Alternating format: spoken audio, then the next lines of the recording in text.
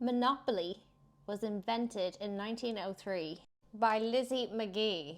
It was originally called the Landlords game. Lizzie was a feminist and an anti-capitalist. The game was designed to explain capitalism to you, how land ownership works, and how the rich get richer while everybody else goes to jail. The Landlords game was stolen from Lizzie by the capitalist Parker brothers, who sold it back to you as a fun family game, removing Lizzie's critique, like snapping the tail off a scorpion and setting it free. Even the origin story of the game itself is rigged. And when I tried to prepare for this video, I got intellectual property blocked by the Parker brothers. But we got there in the end. These are my AI generated Monopoly squares. Yes, the game is rigged. We do not start out equal. Some people are getting others are starting with less. You do not win the game of Monopoly by being good at it. You win by owning. Everyone else just pays rent to move around the squares and hope not to land on something expensive. Imperials like to take radical ideas and strip the meaning off them to package back the aesthetics. They sell it back to you as warped culture, propaganda.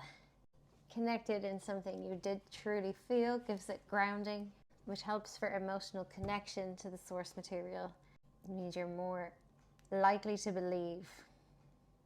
Grassroots, things that feel organic. I modernized Lizzie's game. I'm not an artist, but I got AI to try. We tried. I'd love to see this really made though. Here's my vision. People's Chest, mutual aid, universal basic income, housing co-ops, block parties, advance to joy, Union Square, organizing strikes, collective bargaining, protecting your rights, double your wages, 3 turns, go ahead.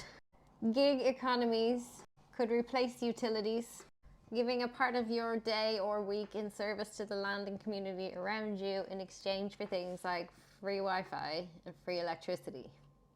You get paid in state credits for tasks that contribute to the value of humanity. Instead of eviction notice kicking you off the land, eviction notices could be that if you don't own land, you go directly to housing insecurity. Indigenous land is returned. Property owners lose deeds, bits of paper that they own and faff around the place. Players who possess generational wealth have to pay it into a shared fund, and worker-owned businesses mean all players benefit.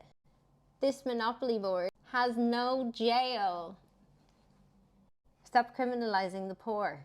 Instead, community garden, outreach programs that encourage people in service of the wider community. Just some radical leftist ideas from my big old community chest.